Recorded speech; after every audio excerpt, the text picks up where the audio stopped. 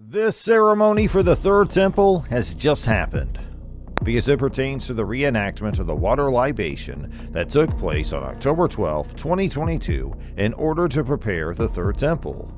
Sukkot, also known as the Feast of Tabernacles, the Feast of Booths, or the Feast of Shelters, is currently being observed. This is a holiday celebrated by Jews. This was the seventh and final feast that the Lord commanded Israel to observe, and it was also one of the 3 feasts during which they were instructed to go and appear before the Lord, your God, at the location that he would select. A third place of worship? Many people are interested in finding out what the Bible has to say about the possibility of there being a third temple because it played such an important role in the history of the ancient Israelites, and especially of the Jews, who are also Israelites. There are 3 scriptural indications that point to the existence of another temple, despite the fact that the biblical texts are not always as explicit as we would like them to be. The first 2 of these depict a physical temple, while the third is merely symbolic. The fact that the Feast of the Tabernacles was mentioned in the Bible so frequently as a way to draw attention to other significant occurrences is one reason why it's so significant. 1 Kings chapter 8 verse 2, and it was also during the Feast of Tabernacles that the Israelites who had returned to rebuild the temple gathered to celebrate under Joshua's leadership and to Zerubbabel.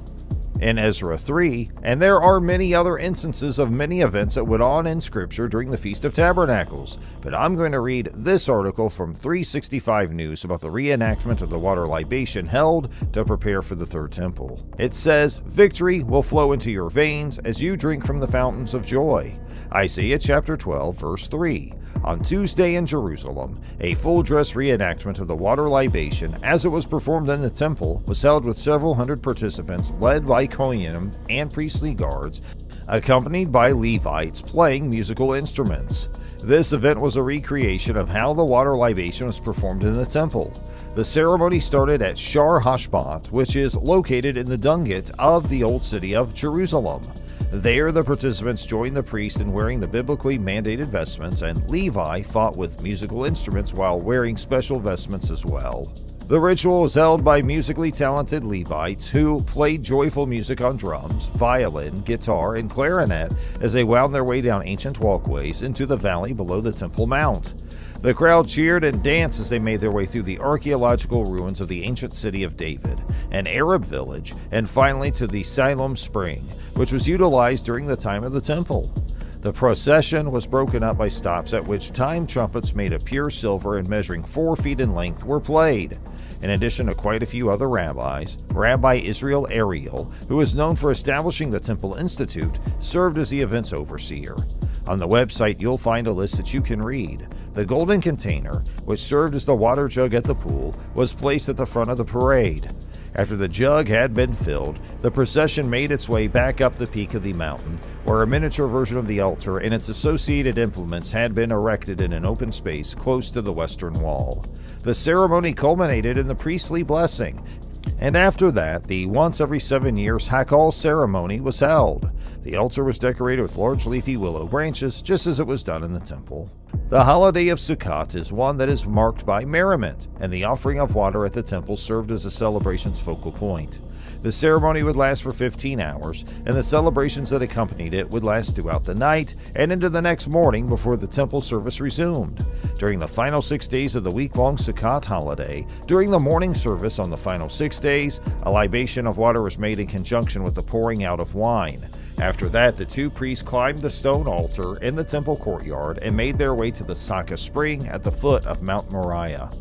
There they filled the flask with 3 logs of spring water, which is equivalent to approximately 2 pints, and then returned to the temple. The waters of Gihon Spring, which are carried there by the Salam Tunnel, also known as Hezekiah's Tunnel, and sometimes referred to in the Bible as the Lower Pool, were built during the reign of Hezekiah from 715 to 687 BC to replace an older Canaanite tunnel, known biblically as the Upper Pool, that was vulnerable to attackers. Because the new pool of Toutle, the besieging armies no longer had access to the water from the spring. Archaeologists are of the opinion that during the time of the Second Temple, water continued to flow south and collected in an additional larger pool. The swimming hole was initially uncovered in the summer of 2004, and new portions of it are still turning up every day. It's important to keep in mind that the year following the Shemitah is considered to be a spacious year for the arrival of the Messiah. The following verse from Amos is found in both the Babylonian Talmud and the 10th tractate of Sanhedrin 97a.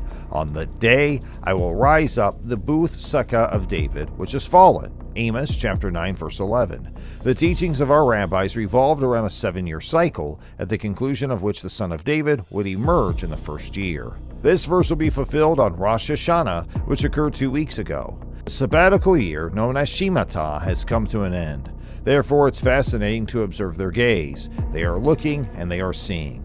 Oh, it would seem that the time of the Messiah is drawing near, according to the traditions found in the Talmud. And of course, as I've been covering in a lot of detail recently, they are really pushing for this third temple to be built. They have the expectation that people from other nations will settle there, and as we can see, this is exactly what they are working toward and what they are trying to achieve. Significance of a third temple for us. It remains to be seen whether the Jews will construct another physical temple prior to the return of Jesus Christ, despite the fact that the construction of the spiritual temple that Paul spoke of is already underway, and despite the fact that a physical temple will exist during the millennium. Being a part of God's spiritual temple is by far the most important thing that we can do with our time, and it's also the most important thing that we can do for ourselves.